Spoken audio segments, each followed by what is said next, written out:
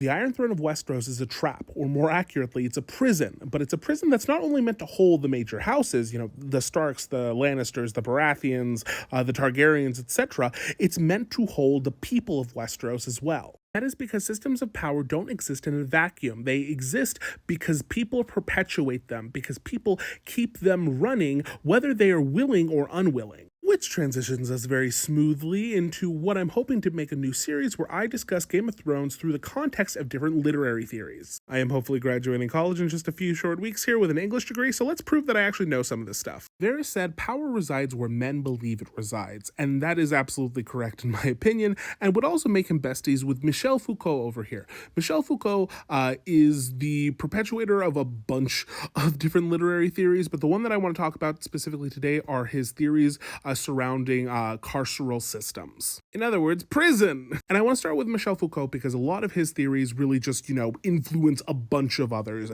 Queer theory, feminist theory, post-colonial theory, eco-criticism, a lot of things come from a lot of the very basic ideas that he proposes. Also, as you can see from this picture, he really liked turtlenecks, and by how he's sitting on the chair, very queer. We love. The first thing you need to understand is Foucault's concept of power knowledge. And this is a very simple way of saying that basically power and knowledge are inextricably linked and they influence each other. And so it's not just that knowledge is power, but it's that knowledge enables power and power in turn shapes knowledge. For example, my knowledge of this is giving me power at the moment. I am in a position where I know something and I'm communicating it to you. And because you are receiving this information from me, your own knowledge is being shaped by my power. If you're getting confused, don't worry, there is a point. In a nutshell, though, one reinforces the other. Me knowing the consequences of an action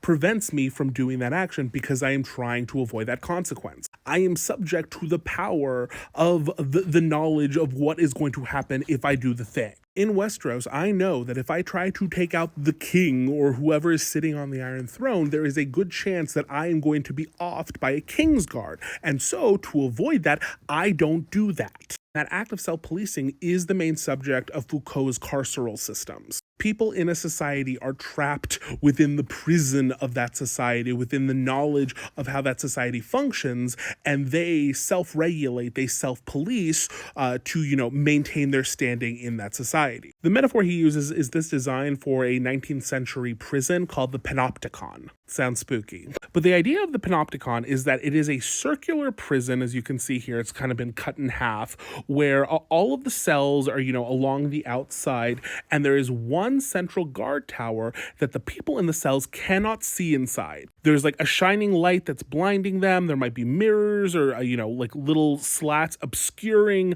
the prisoner's view of what's going on in the watchtower. And the idea is that the watchtower now only needs one guard to function for the entirety of the prison. And that's because the prisoners don't know if at any point they're being viewed or not. And so because there is that threat of surveillance, even though it isn't actually probably being enforced 24/7, it keeps them in line. They could try to act out, but because they never know if they are under surveillance, they never know if the thing that they do to act out could lead to them being punished. And so if you want to avoid punishment, the only way to do that is to never act out of line, because you can never verify if you are being observed or not. So the knowledge, or lack thereof, of whether they are being observed translates into the power of suppressing them and their action. And according to Foucault, this is how a society maintains its structures, maintains its cultural norms, because everyone is aware of what they are and is self-policing because they know that everyone around them is also perpetuating those standards. And something very important to remember about this sort of carceral system that Foucault describes is you cannot escape it. You are in it all the time. Even if you do break the rules, even if you do rebel in some way, you are never outside of the system. You are part of what's making it function. because the system also relies, like I said, on the knowledge of what will happen if you try to subvert that power. Take Jaime Lannister, for example. Jaime Lannister, when he was a teenager in a Kingsguard, did a good thing. He took out the Mad King who was about to off millions of people, or at the very least hundreds of thousands. King's Landing is a big city. So Jaime shish kebabbed Eris, which should be a good thing, but Jaime is reviled for it from that day forward. And why is that? Because Jaime had to break an oath to do it. In Westerosi society, oaths are very important. The breaking of oaths is a cultural taboo, especially like the bigger and more important the oath is, the worse the fall out is if you were to, not follow through. And one of the biggest oaths that you can take within the context of this kingdom is that of a Kingsguard who forfeits all rights to land, property, marriage, children, etc., all in the service of protecting their king. That is their only goal from the moment that they take that oath. And so regardless of the fact that Jaime, what he did was ultimately a good thing, to do it, he broke an oath. He broke a cultural norm. In the carceral system, like the Panopticon, the knowledge of what happens when you break an oath would normally keep you from doing it. Knowing like the punishment, the ridicule, etc., keeps you from going against what you know the cultural norm is. And while 99% of people will do that, Jaime and his failure to keep his oath, again, even though it's for a good reason, serves as the exception that proves the rule. Because despite going outside of the system, what the system required of him, Jaime reinforces it because his breaking of that cultural norm causes everyone around him to react to it and to react to it negatively. Jaime, from that day forward, is known as the Kingslayer, and it's used as a way of vilifying him.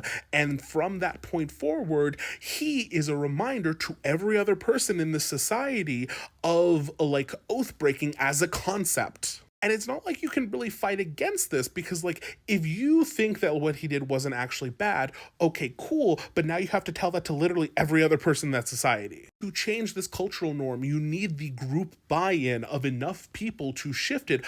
Otherwise, you are going to be in the same camp as Jaime. You trying to defend it is going to cause the masses to turn on you as well. And this brings us to the Iron Throne. The Iron Throne is in and of itself a carceral system. The High Lords all fighting with each other, either for influence or for the literal ability to sit on the Iron Throne, is in and of itself a system that's keeping all of them in check. None of them can let up because if they do, someone else wins. So they're all constantly like keeping this like equilibrium of like each trying to like scooch and like get a little closer, but without like fully rocking the boat. Because if you go too far, everything self-corrects. You are then ostracized and everyone is going to turn on you, a la Jaime here. Because everything revolves around the Iron Throne, it like stops people from being able to envision options in society beyond it. Even in a case of clear rebellion, like Robert's rebellion, where, one of the lords is fully rebelling against the Iron Throne, think about how that conflict resolves itself. It doesn't end with the dissolution of the Seven Kingdoms, with Westeros breaking back apart into Seven Kingdoms. It ends with Robert Baratheon taking the place, in the center of the system. Because again, this system is self-regulating. The Iron Throne relies on one person holding it and all of these other groups fighting for influence as a means of reinforcing and legitimizing its power. And by extension, because all the High Lords are treating it this way, all the small folk have to as well. The knowledge that the person who sits on the Iron Throne is in charge, in turn, gives the person who sits on the Iron Throne the power to reinforce that knowledge in people. They then have the power to act and create circumstances in which they can then show the small folk, the High Lords, the power that they wield, which reinforces that knowledge in the small folk, in the High Lords. It's all a cycle. Anyway, I could talk a ton more about Foucault. Like I mentioned, he has like a lot of different kind of related theories all around these like kind of carceral systems, which are really fascinating and influence a bunch of stuff. If you want me to keep talking about literary theory in relation to Game of Thrones, please let me know. Y'all are cool. Okay, bye.